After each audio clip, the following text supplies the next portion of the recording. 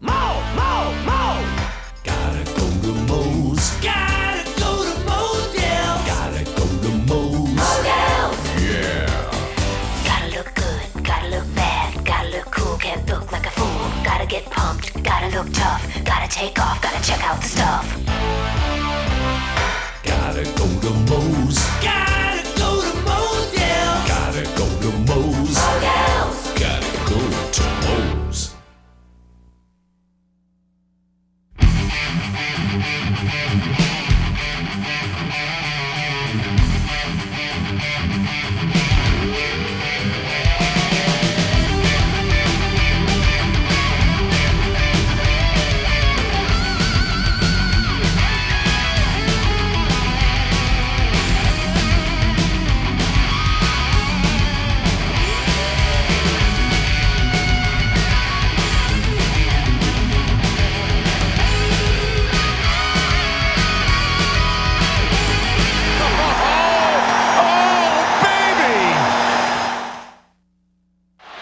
Into the corner it goes. Corgo hits Zubov for the pass. Zubov swings it around. Larber clears the zone. That's it. 54 years of curses are over. No more 1940. Yes. The New York Rangers are going to win. Sanders, 1.1 seconds on the clock. 1.1. I'd like to see Hold the celebration one more time. One more time. Hold the celebration. In hockey, no one knew how to do that better than the Rangers and their fans. In '79, it was Montreal that took the cup away. 7 years before that, many believe Jean Rattel was the key to the Stanley Cup. Or rather, his broken ankle was the key to losing it to the Boston Bruins, who forced cringing Ranger fans to watch them with the cup in their garden. The other bad break for the Rangers was the springtime contract the building had with the circus. Too valuable to break, forcing the Rangers in 1950 to play only on the road, losing to Detroit in the only cup final to be decided in a seventh-game double overtime, when they twice led by 2 goals. In 1940, Brian Hextall's goal beat Toronto. They had a small party at a hotel, and later Garden Management burned mortgage papers in the cup itself. 54 years of waiting said maybe that was a bad idea. Those past years, John, there was so many expectations, so many hopes and dreams, and they were all shattered, but this year it came together. The Rangers finally went all the way, and when you look around and you see Stanley Cup championship hat and t-shirt, you realize it actually happened. And you really think about it, the previous season, the Rangers never even made the playoffs, so who knew what to expect? Training camp comes along, the team goes over to London, England, and beats Toronto in a 2-game series, and gee, they look good, and you can sense there was some chemistry there. And then as the season moved along, there's always ups and there's downs. The chemistry of this team and its willingness to look at adversity and not shy away from it, I think got them through the season as a great hockey club. And it seemed during the season and in the playoffs, whenever something bad happened, they handled it pretty well. Well, again, there was no fear of adversity, and I guess you look at leadership and people like Mark Messier and Kevin Lowe, then you see the core of young stars on this team like Brian Leach and others. You can sense that, gee, there was something special. This team was going to go forward. There was no fear at all with this hockey club. In 1940, the Rangers won with a new coach. In '94, they had another in Mike Keenan, and one of the first things he demanded was a state-of-the-art level of fitness. Keep it moving, keep it moving, keep it moving. By far the best.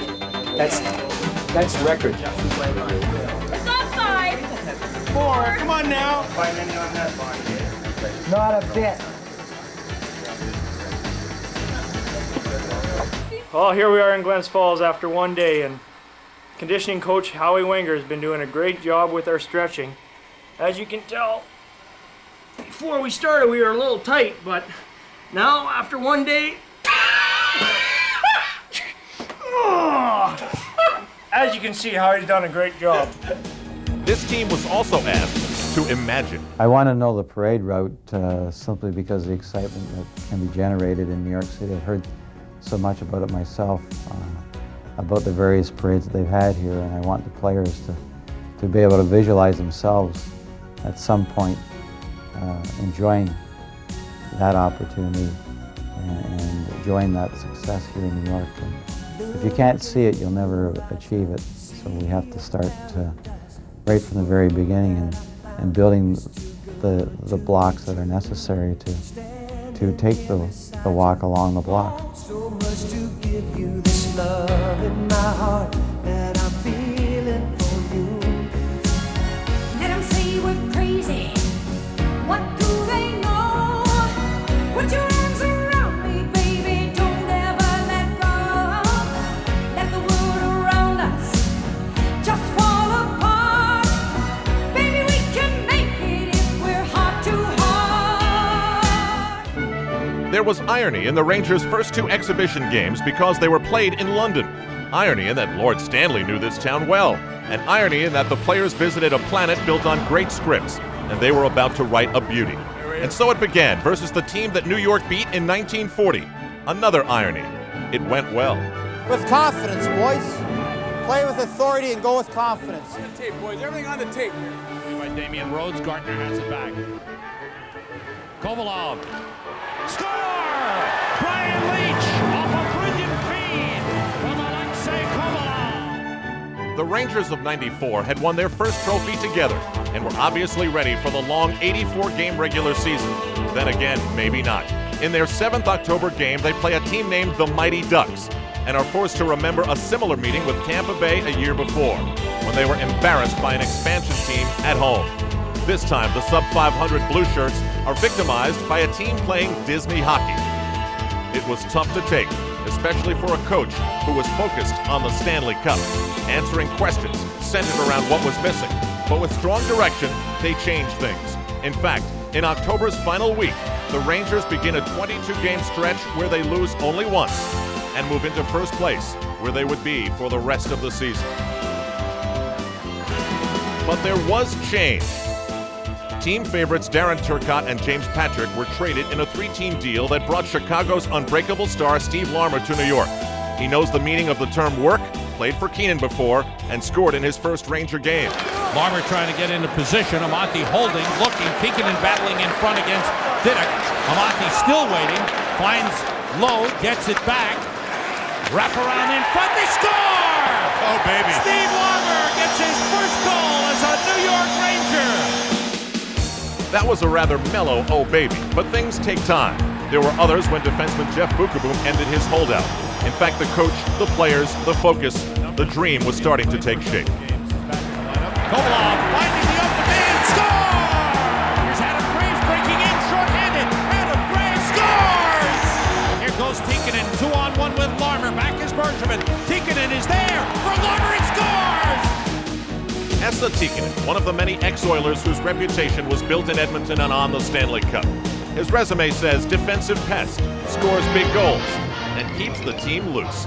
He can at times be a bit loony, and there's opportunity for that in this town.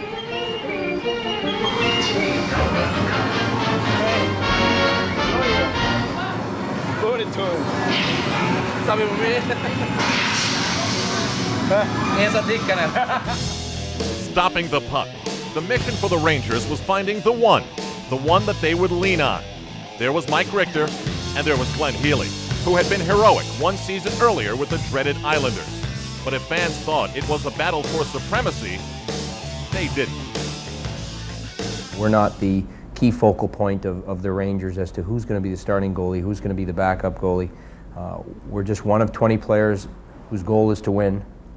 1, to make the playoffs, 2, to win the Stanley Cup. If nobody is here and you had the number 1 spot handed to you, if you don't play well with that, they're going to get somebody else. They're going to trade you. So you have to answer to yourself, play as well as you can, and leave it at that. Shot from the point, saved by Richter on Schneider's shot. A rebound, a save by Richter, and another one. Here comes Peter White breaking in. White down the middle. White on Richter, and a save made. The rebound, another save. Richter kicked it out. In Mike Keenan's unspoken plan, Richter was getting most of the work, but the plan also included other reminders of teamwork and sacrifice, like skipping practice in Washington to visit the Vietnam Veterans Memorial, which generated thoughts of extreme sacrifice, took the team away from it all, and reminded them of having an overall goal, or stopping a few. Johansson winds up, stopped by Richter. Skates with it, plays it around. He's got a shutout. The Rangers and Mike Richter shut out the Caps 2-0. Leach plays the puck again. Intercepted. McGilley shoots it. It's blocked. McGilley again. The save by Richter. distinct difference in the confidence and the way Mike Richter is playing the game. Look at his eyes. Look at the focus. When you play game in, game out, it gives you the opportunity to just really feel comfortable in that. You're in a groove, you're ready to go. By the 19th day of December, Mike Richter was clearly the #1 goaltender. He was about to set a little history. The victim was Ottawa. And a franchise record, 20 games without a loss for Mike Richter. Eerily, he broke the record of Dave Kerr, set in 1940 when the Rangers won the, you know. Christmas time, and the Rangers have a lot to celebrate, including the gifts of Mike Gartner, as he combines skill and longevity in the countdown to 600 goals. Back pass, nobody there. Nachinov fires for Gartner. The defenseman fell down. Gartner is in. He scores! The 598th career goal for Mike Gartner. Messier, Gartner, and Graves. Gartner scores! Number 599! I would envision it as getting the puck behind our own net and stick handling through 5 guys and then putting the puck between my legs and throwing it up over the goalie's shoulder. That's how I would envision it, but I'm sure it's probably going to be a tip-in off the side of my stick or a rebound goal or something like that. 2-on-1 developing. Kovalov looking for Gartner. Score! Yes, yes. Number 600 for Mike Gartner. Take the stick, take the puck, take Mike Gartner and send him right to the Hall of Fame.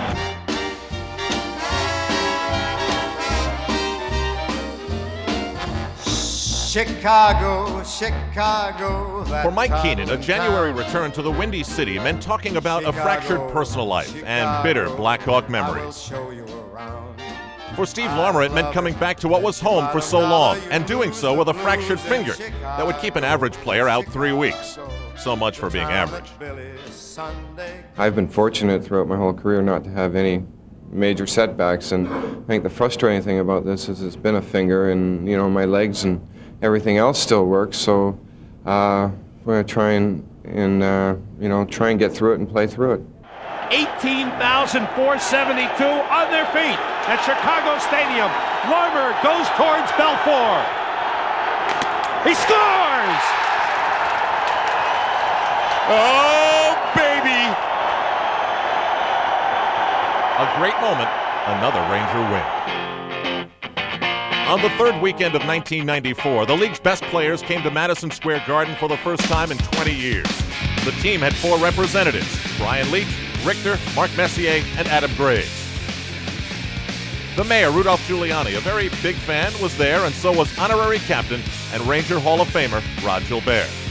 The star of stars was Mike Richter, who made the big saves, starred in the headlines, and drove away in a new truck.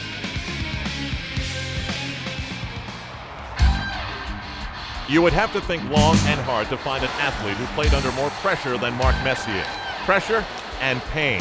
That had become a source of concern and speculation. So much so, questions of wrist surgery arose, and with those questions, doubts about Stanley Cup dreams.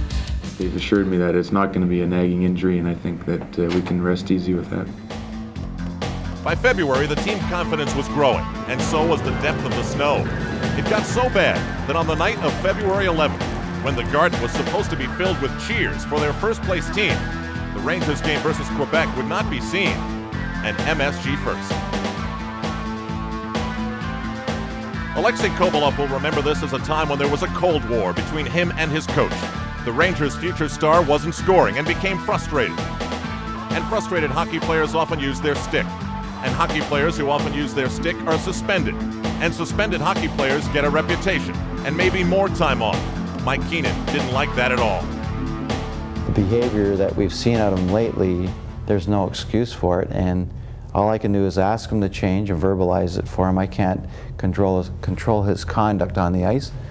And if he continues to hurt us, then it would probably behoove Neil to trade him. No more suspension because it's not good for me. Next suspension I will play a different team.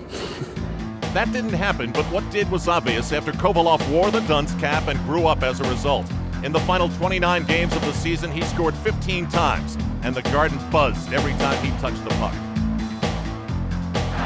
Kovalov gets to the puck and moves in. He scores! Great pass out out by Kovalov to Larmer. Racine got across. That shot score! Alexei Kovalov! With 36.7 seconds to go, Kovalov does it again!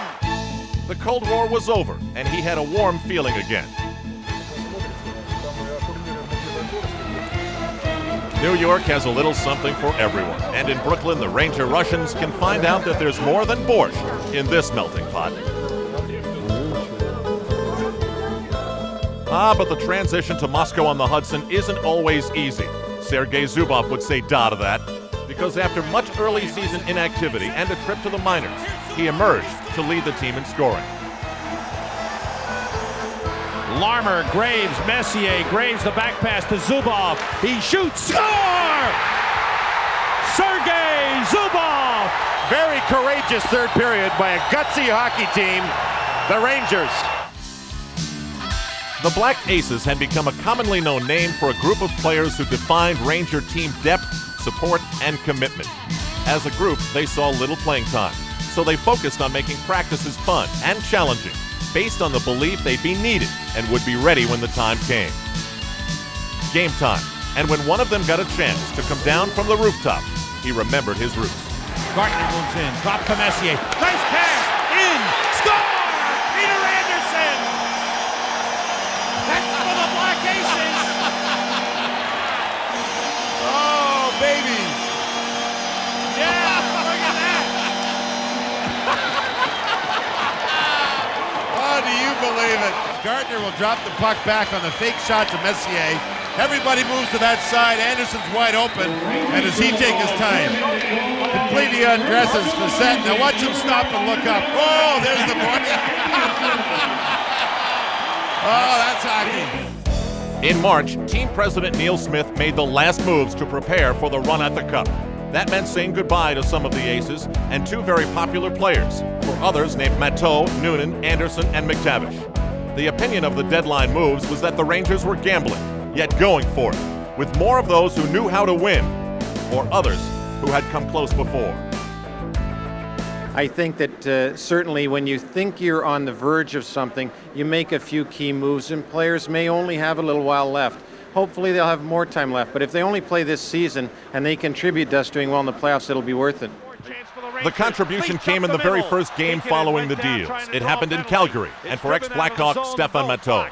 Tinkin shoots, in front, Matteau, he scores! Stefan Matteau, his first as a New York Ranger, with 13.9 seconds remaining. Wow, do you believe it? In hockey, 50 goals determines a great scorer. Life demands a little bit more than that. King Clancy Award winner Adam Graves gives his all to both. He spent as much time with the disenfranchised as he did chasing one of the franchise's great records, held by Vic Hadfield, the only previous 50-goal scorer in the history of the team. Lead to Messier from Anderson with Graves. Pass to Graves. There's number 50, Adam Graves. Karpovtsev there to play it toward the net, blocked in front. Graves turns, he scores! 51 goals for Adam Graves, a Rangers record. Back home, Adam meets Vic and calls him Mr. Hadfield. The regular season's final twist came in April when the Rangers clinched the President's Trophy against Mike Gartner and Toronto. Kept in by Todd Gill. Toward the net, Gilmore with a chance and it slid off his stick. It might have been poked away by Richter. That shot by Gartner is a save. The rebound, another save. It's a showtime for Mike Richter. And here comes Kovalov, 2-on-1. Kovalov scores! Oh, baby! One mission down, one war to go. Tabloid headlines scream out Battle of New York. Rangers versus Islanders. Bitter because of geography, history, and the city versus the suburb. 32 years old as a rivalry and being passed down by the generations. Matteau and Turgeon, lifelong friends who go back to the '82 Little League World Series playing for Canada. Then united towards a common goal, now divided because of something called the Cup. What eventually happened in Game 1 at Madison Square Garden was so easy for the Rangers, and Brian Leetch was a big reason. It looked that way. Steve Larmer followed Alexei Kovalov's shot later, and it was all part of a Rangers punch to the Islanders' belly. A 6-0 final and a 1-0 best-of-7 lead. For Game 2, Isle coach Al Arbour replaced Ron Hextall with Jamie McLennan. But even a great coach couldn't prevent history from repeating itself. You know, that deja vu thing.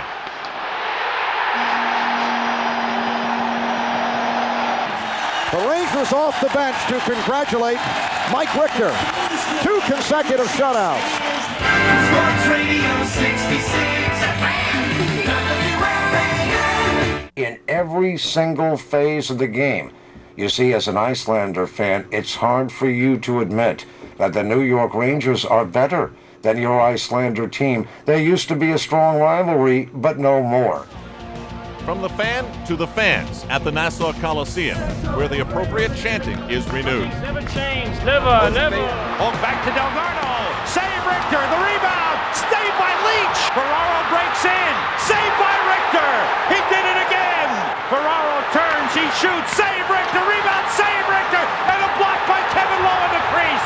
The Rangers are unbelievable here. Now Malakoff, he shoots, tipped, save Richter without a stick. Another lopsided win put the Rangers up 3-0 and brooms in the hands of their fans. Maybe we get the broom ready. Did anybody say sweep? Did somebody say that Roy Orbison, It's Over, is my favorite song? The Isles' last gasp in Game 4 put them up 2-0. However, this too was lopsided after that, as Mark Messier broke some suburban hearts and a 2-2 tie in the third period. It was a 4-0 sweep when it was over, and while it exasperated a soon-to-step-down Al Arbour, it showed the Rangers as very focused and very good. The playoffs were only 4 games old, but Brian Leetch's 8 points already had created Bobby Orr-like whispers. Because of hard work, he was finally able to put a history of injury behind him and look ahead to the possibilities. I'm happy to be back. I've played every game for 3 out of the last 4 years, so that, the injuries I had were kind of freak things, and I wasn't worried about them happening again. But it's still no fun to be playing and not winning. It's better to go through that with your teammates, but to go through it like we did this year and to have everyone come together and to be successful, I don't even think about last year. It just seems like a distant memory. In the playoffs, travel kills a dream or two. In the second round versus Washington, that part was easy again. As for the first time in a long time, the Rangers were still playing as the circus was wrapping up. The same circus that for years made the team playoff vagabonds. In Game 1 at the Garden, Brian Leetch's star got brighter when he broke a 2-2 tie in the second period. Something else was happening too. The team's moves made on the day of the trading deadline looked solid. This time it was Bostonian Brian Noonan scoring twice. Rangers 6, Capitals 3.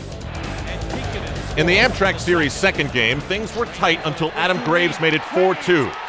And Stefan Matteau made it better in 19 seconds of a physical 60-minute game. Rangers have a 4-2 lead, and Matteau scores off a brilliant pass from Alexei Kovalov. Oh, man, it is 5-2. 2 brilliant goals by the Rangers in a span of 19 seconds. The scene switched to a city based on great leadership, and to this point in the Ranger postseason, there was a lot of that from Brian Leetch. At this point, he was the statesman for a group on a roll. The Rangers were great again at both ends of the ice. Always remembering as well not to be suckered in. The Caps took Game 4, but back in New York, Anthony Mason of the Knicks rallied the fans, and Brian Leetch did the rest. Leetch to Graves, he scores! But 27 seconds into the third period, Sylvain Cote tied the game, and it stayed that way until 3 minutes were left. Zubov finds Leetch. Leetch is in. He scores! Oh, baby! Oh, there's a talent show here. Oh, baby, baby! Brian Leetch showed you that when talent has a chance to shine and it works hard, it can provide the difference. And Brian Leetch was spectacular in this game. What can you say about Leach? He's just an incredible performance individually, just one of the best playoff performances I've ever seen. He'll have his name with the greats in history. The next round meant more easy travel, sort of. It was one for Port Authority and the Ages, the Rangers versus the New Jersey Devils. Number 1 in the NHL versus number 2. New York had shocked New Jersey by claiming all 6 regular season meetings, but it was doubtful that meant much in late spring. I don't even remember those games, obviously, and right now we're playing better hockey, and we have to play with confidence. Obviously, we have to be aware of certain people out there, but it's a whole new time of the year. To get to this point, a 22-year-old goaltender named Martin Brodeur had, in hockey parlance, stood on his head to get his team to the conference finals. At the Garden, Ranger fans talked of burying Jersey with the Caps and Islanders, and Steve Larmer tried to grab a shovel and help them out. The goal gave the Rangers a 3-2 lead, which they held until the final frantic minute. The Devils' net is empty. McLean in deep, fires towards Lemieux's block. A save by Richter. It goes over the top. McLean against Leach. Centers. Scramble is on. Save Richter. Rebound. Score. The Devils tie it. Oh, man. In overtime, Martin Brodeur was a major New York problem. Chances to score remained only that. Even the post was on his side. And then Carpenter clears it out. Richer with Graves back. Richer moves in. Scores! Exactly right. You called it. Graves was back. And the Devils have gained home ice. undaunted, Ranger fans returned to Midtown, except for one. Cecile Seidel, a fan since 1940, had been murdered the night she should have seen her beloved Rangers beat the Caps.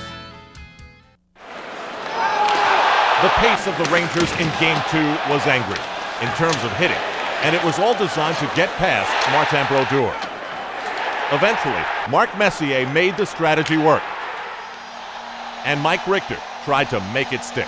Bill Guerin with Leach back. Guerin goes around him to the net. Saved by Richter. Oh, man, what a save. In the third, Ranger traffic had Brodeur gridlocked again, and Sergei Nemchinov took full advantage of an open lane. The Ranger win evened the series, leaving the Devils slightly stunned, victimized perhaps by a lucky troll. 2 nights ago, we really didn't have as much intensity as we did tonight. I thought their goalie was playing very well, but we kept plugging, and the floodgates finally opened, to our credit. Game 3, the Meadowlands Arena, and some villains were making news. That night, Bernie Nichols viciously cross-checked Alexei Kovalov. Anger was growing, but so was the last-second tension of the series. This was the second overtime. Kovalev in deep shoots, and Brodeur's got it. The rebound in front. Matteau scores! That's a winner! That is a winner for Stefan Matteau! And the New York Rangers in double overtime. And the Rangers win it 3-2.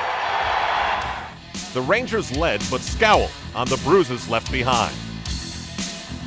He had deliberately tried to injure Alex Kovalev. When Alex was defenseless on his hands and knees, he delivered a very serious cross-check to his neck. And I hope that Mr. Bettman and Mr. Burke review it and suspend him. In Game 4, Bernie Nichols was suspended, but the Devils rallied behind Bill Guerin. It turned out to be the bleakest moment of the Rangers under Mike Keenan, as he replaced Mike Richter with Glenn Healy and sat Brian Leach and Mark Messier for long stretches of the game. The Devils were even, but the Rangers were down, as Keenan cited injuries for the moves he made. Was it first aid, or was it damage control? At practice the next day, the players in question looked fine, and said so with humor in the face of team grumbling. Well, we're thinking about bringing the MASH unit in this morning there and see if there's anybody that could replace us for tonight's game. But, you know, all speculation, not true. Oh, yeah, I'll be out there. I don't have serious injuries. I just think it's a lot of talk over nothing, really. On the night of Game 5, the huge tribe of media members had a lot to chew on, especially since the official game notes cited no injuries to report. In the game, as if to confirm a problem, the Rangers looked flat and beatable. And in the end, they were, suddenly facing elimination. and doing so without Jeff Bukaboom, who would be suspended for this hit on Stéphane Richer. Then, Mark Messier said the magic word. And I'm guaranteeing everybody here, next year we're going to win it again. We will win the ball game.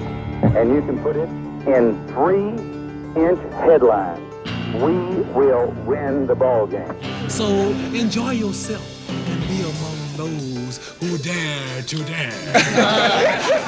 In the mold of the bold who came before him, the captain of the New York Rangers said, "We will win tonight." But for all the talk, his team in New Jersey looked distracted again and absorbed quite a beating and trailed 2-0. The Rangers' dream season appeared to be a bus on the road to summer. Then, still being badly outplayed in the second period, they called a timeout. No words were spoken, but when he stood up, he in effect said, "I'm driving this game now."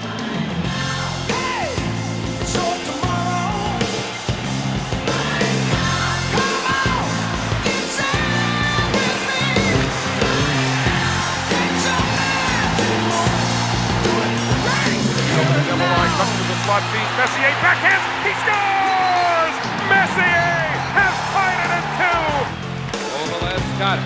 Raw size Leach.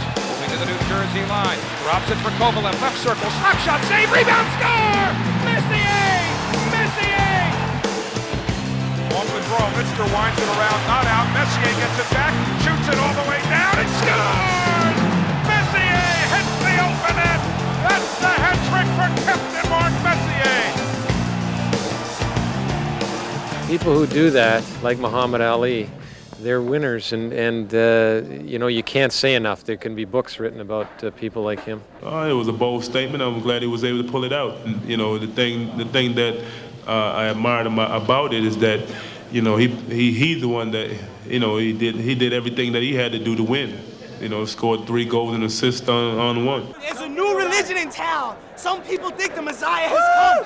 Others think the Messiah is coming. But we know the Messiah is here, leading us to the promised land. Mark, as you think back to Game 6 and what went into that victory, was there a need for you to stand up and take control of the team going into that game? Well, Sam, I think one of the things that we really did well all year was at some point early in the year we seemed to really instill a lot of confidence in our team, and we basically played first place from October to the end of the season in first place, and one of the reasons we were able to do that is because we were a very confident team. And through the playoffs, when fatigue becomes a factor and you get tired and injured and you go on and the season gets long, sometimes your confidence can waver. And I really felt at that particular time, when New Jersey was playing as well as they were and they were putting up a tremendous fight against us, that our confidence started to waver. And there always seems to be a point in every playoff series or every playoff year that it becomes a point where you say to yourself, have we had enough? Is this as far as we can go? Can we win?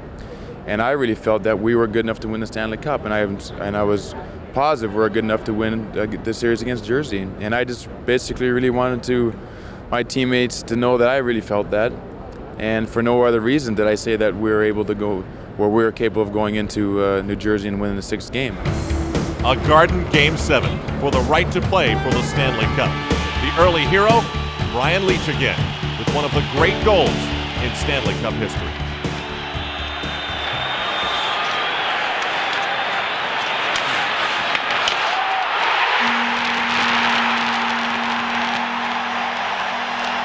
In the second period, the Rangers led 1-0. The Garden was joyous, but guarded, because any attempt to build on that lead was thwarted.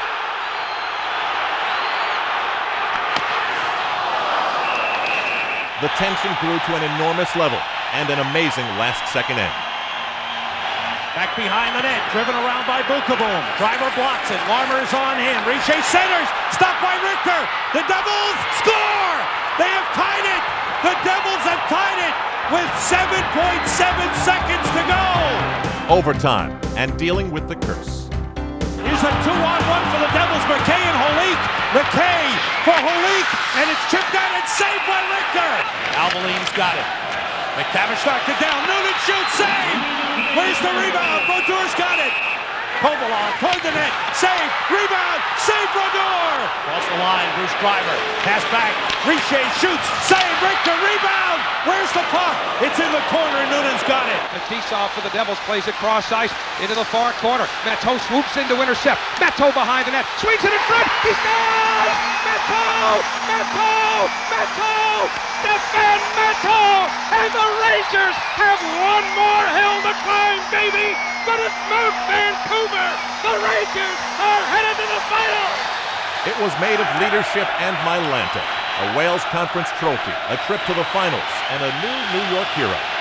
My little nephew at the beginning of the year told me that I was going to be traded to New York. I never believed him, but when the trade that happened, I gave him a call. He's like 8 years old, and it's the best feeling, you know, when they trade me to New York, and you have had a chance to win the Stanley Cup, and now it's so close.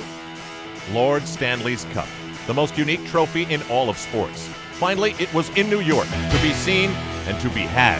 The Rangers for the first time since '79 versus the Vancouver Canucks. Engraved on the chalice were 2 years that for both cities were much too long ago.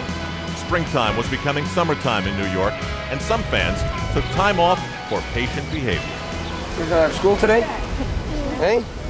No school today? Oh, we got out of it for this. Did you?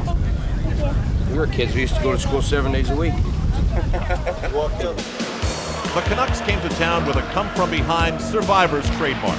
Feisty coach Pat Quinn also had some baggage to carry into the series. Bad blood in New York's only visit during the regular season to the Pacific Northwest. The Canucks' big star is Pavel Bure, who scored the Game 7 overtime winner to beat Calgary, one of 4 times they've won in overtime.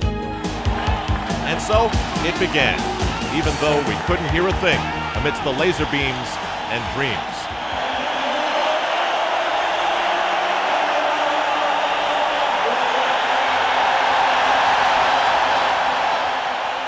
Paying unprecedented dollars for a hockey ticket, fans at the game saw the Rangers get off to a quick start. Leach to Kovalov and a Steve Larmer rebound. However, Kirk McLean, who had never beaten the Rangers in his career, assumed the role of Ken Dryden, the hot goalie who says, "Climb on, boys, I'll carry you." Lume stopped at the line by Messier, who breaks down on Kirk McLean.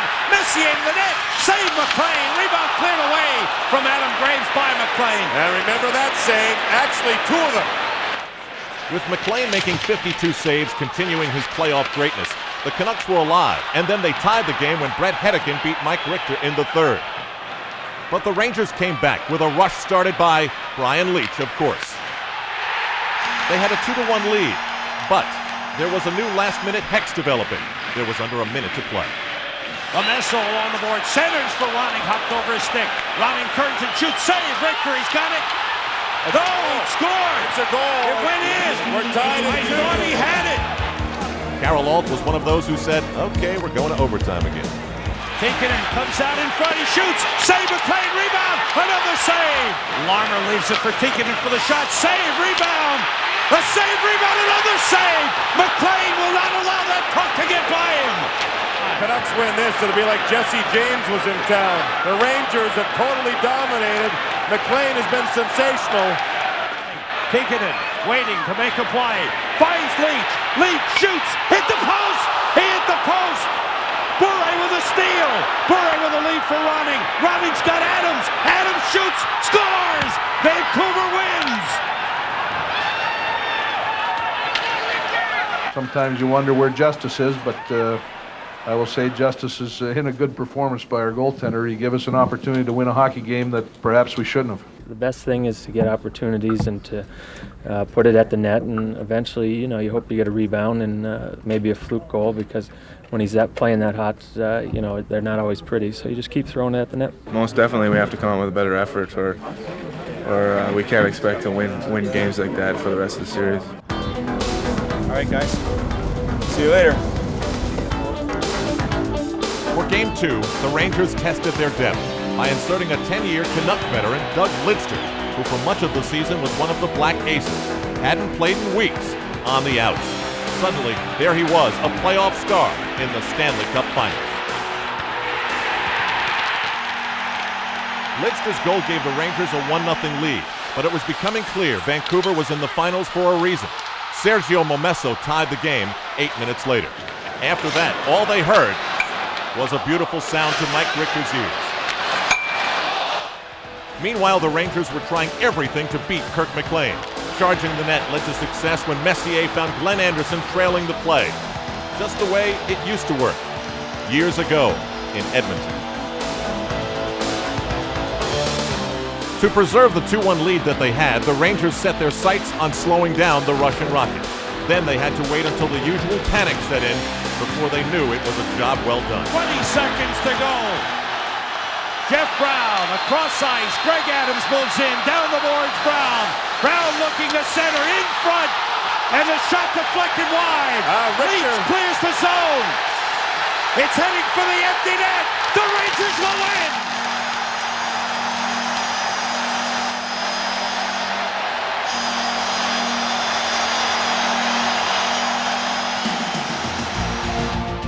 Out of the Eastern time zone for the first time in 2 months, the Rangers land in the middle of a Canuck frenzy and in Vancouver, where Lord Stanley overlooks the city. It was easy to feel out of place.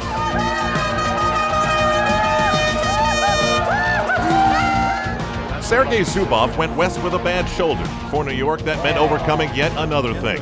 For him, it meant watching Game 3 and a series that was getting very serious.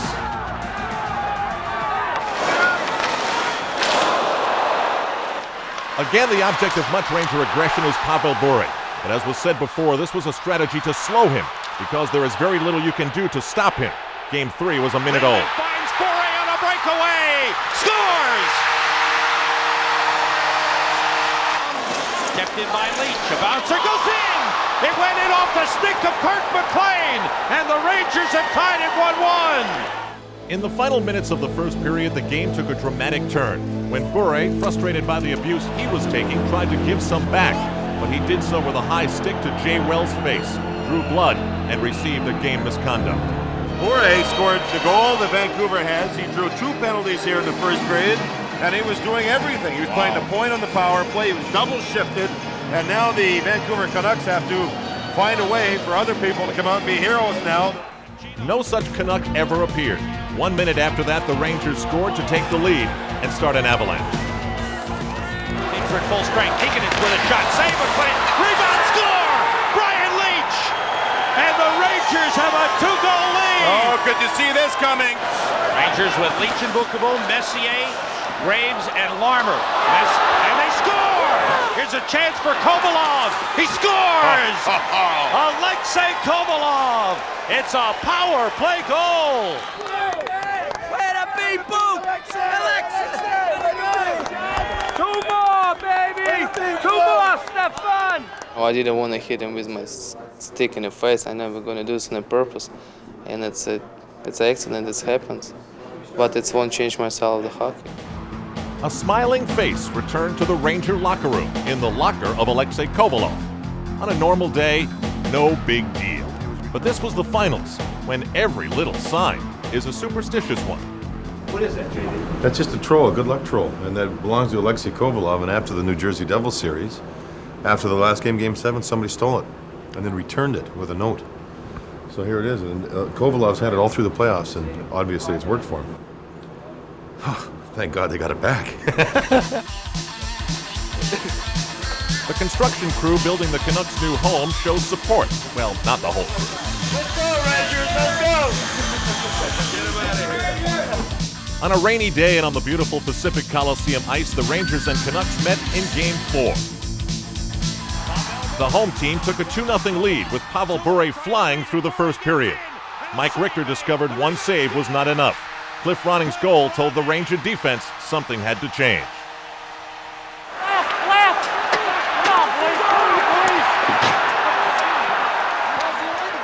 Brian Leach decided words were not enough. So 4 minutes into the second period, he injected his team with much-needed life to make it 2-1. Mike Richter then did his amazing best. By Ronning, he cuts in. Ronning shoots, saved by Richter. Good save by Richter coming out. Lume with a puck. He cuts in, saved by Richter. Another save by Richter. Another save by Richter. And he made another one. 5 saves by Mike Richter. Later, Leach took down Pavel Bure as he was breaking free. The call was to award Bure a penalty shot. The emotional swing that a goal or save could create made it one of the series' most memorable moments. It was a time to concentrate for sure, and in his memory banks, Mike Richter recalled something. That fleeting moment of an all-star blur when the Russian Rocket had a breakaway and made his move. 4 months later, he gambled he would make the same one. Everyone on their feet at Pacific Coliseum. Here comes Bure against Mike Richter. Saved by Richter! What a save by Mike Richter to stop Pavel Bure. They're going wild at the Garden. Anyone who doesn't believe in momentum didn't see Game 4, because before the second period was over, the game was tied. The cheers were gone in Vancouver, but the game remained tied until there were only 5.5 minutes to go, when Martin Jelena was called for roughing. Coming down to 5 minutes to go, third period, 2-2 the score. Ryan Leach moves in around Glenn. He turns, he fakes, Kovalov scores! A power play goal! Alexei Kovalov gives the Rangers a 3-2 lead. They're going wild at Madison Square Garden, and the Rangers have the lead for the first time in the game. Larmer looking, shoots in, off a skate, it goes in! It went in off Babbage! The Rangers score and lead 4-2! Oh my! The puck was going to go wide. It went off of Dave Babbage, and celebrate, folks. The Rangers led 3-1, but as they walked off, you just know what they were thinking about. I knew that I wanted to come out as quick as I could to take most of his options away, and I knew that he'd come in with speed. You know, I mean, he's a fast player, and he can, change pretty quick. And I did the same thing on his breakaway goal the other night, the first game here, and but he found an opening, and this time he didn't. The way the boys are playing, we'll bring it home. We don't want to make that trip back out here again. It's too far. Back in New York, there was talk of a parade and plans for security at the celebration. Let's just say the city was optimistic. For the first time in history, the Stanley Cup was escorted to the Garden for the Rangers to win it. There was an escort too for the Canucks, who read the papers.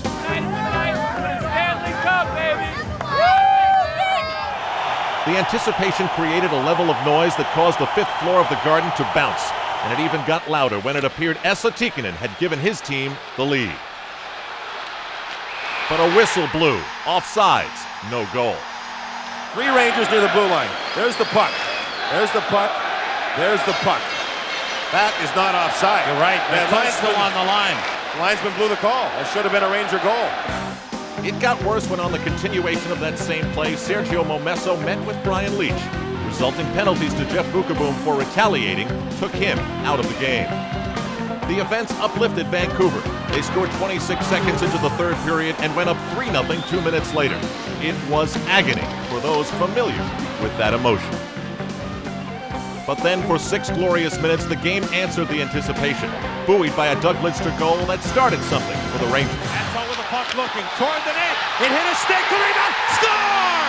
Steve Larmer!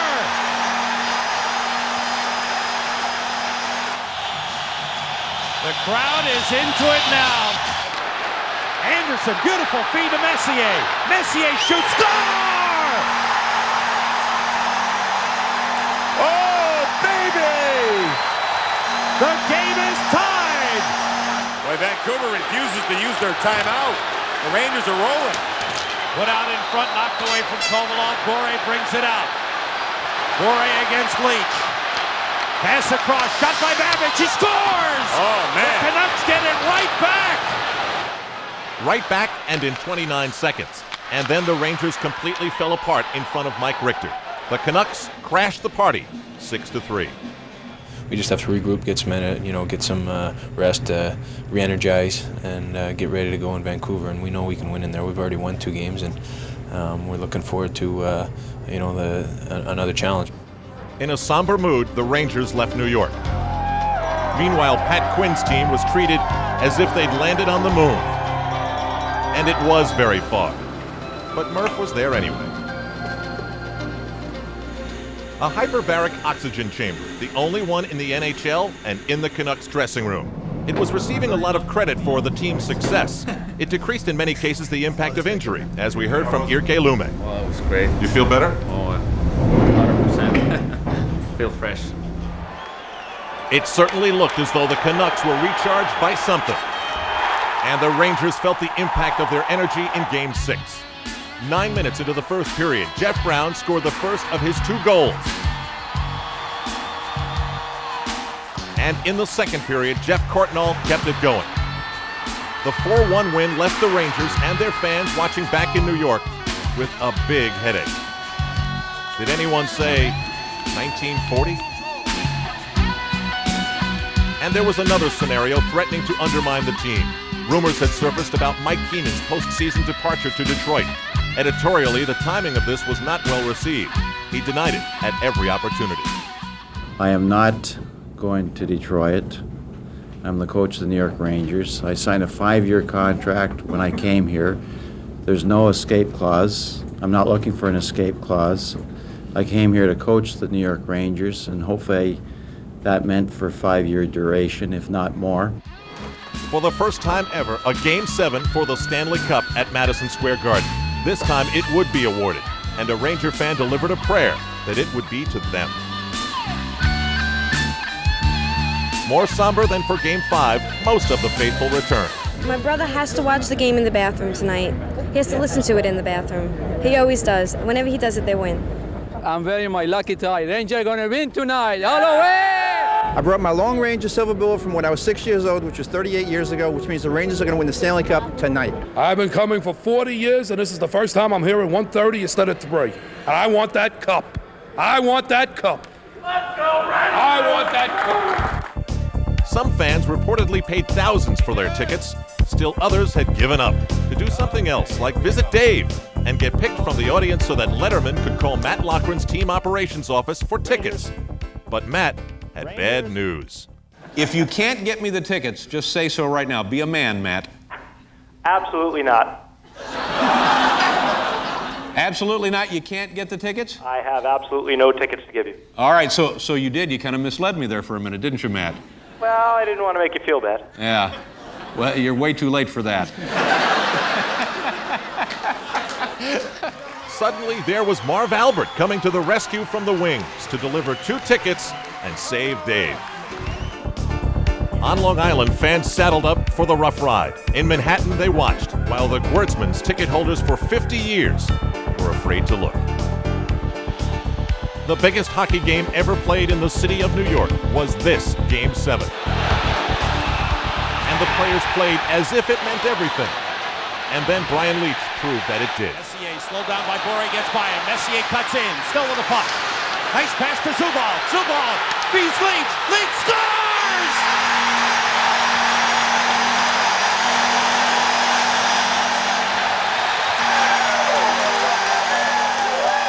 Here's Sergei Zubov stick handling up to the Vancouver line. A lead for Kovalev, sets up brace, walks in, shoots, he scores! It is a power play goal by Adam Graves. His first goal of this series. And the Rangers with a 2-0 lead on the Vancouver Canucks. The pace of the game never let up, and Pavel Bure circled, swirled, raced, and pulled out all of his tricks. A few hearts were skipping beats, but the lead was safe.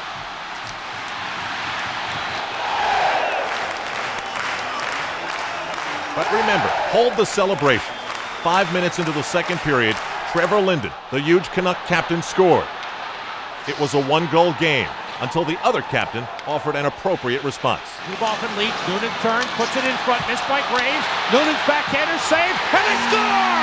Messier! It's a power play goal! A rare Ranger vintage was on ice. Unthinkable caps ready to be worn, as the best team in hockey headed towards a third period to prove it.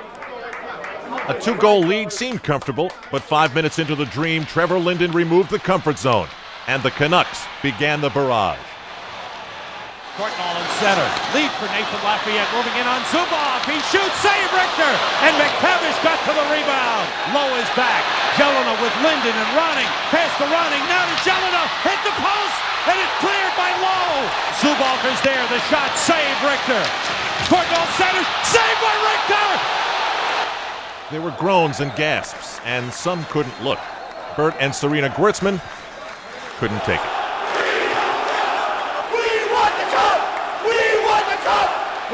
corner it goes. Cornwall hits Zubov for the pass. Zubov swings it around. Larber clears the zone. That's it. 54 years of curses are over.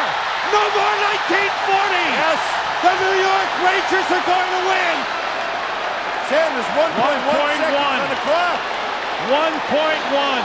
I'd like to see hold the celebration one more time. Oh!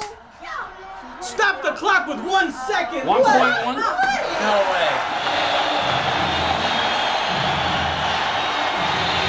Here it is. The waiting is over. The New York Rangers are the Stanley Cup champions. And this one will last a lifetime. No more curses. This is unbelievable. These people have waited a long time. Fans, players, coaches. Unbelievable.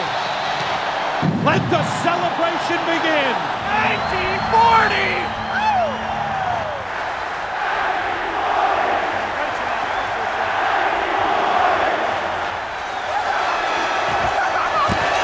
The most valuable player in the Stanley Cup playoffs is Brian Leetch.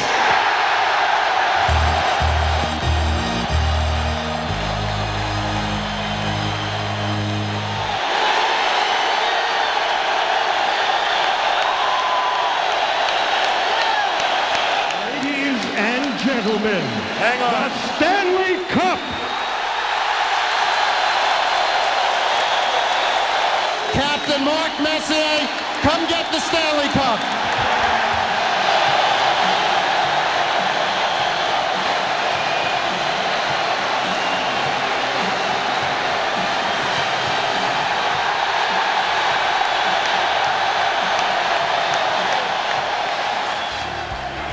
They came from so many different places, and eventually they will go their separate ways.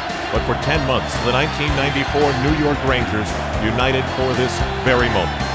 For every time there was to believe it would happen, there was another to doubt its possibility. Except for them, they never gave in.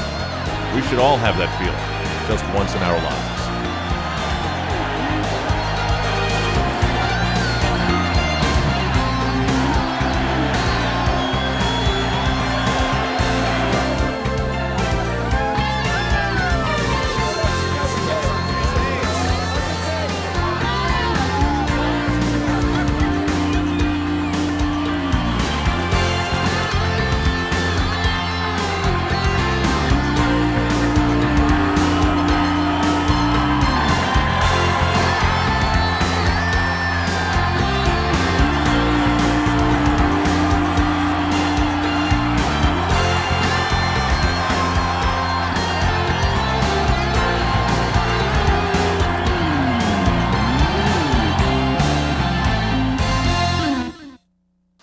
There was a lady that was a very, very big Ranger fan that unfortunately passed away about 6 weeks ago. Her name is Cecile Seidel, and I think a lot of people read about that. And it was an unfortunate situation in which she passed away. And I think, who knows, maybe she was the one that grabbed the ghost up in the rafters and kicked it right out of MSG. But whatever the case, bottom line is that, excuse me, Ranger fans and people of New York will never, ever, ever have to hear 1940 ever again. Thank you.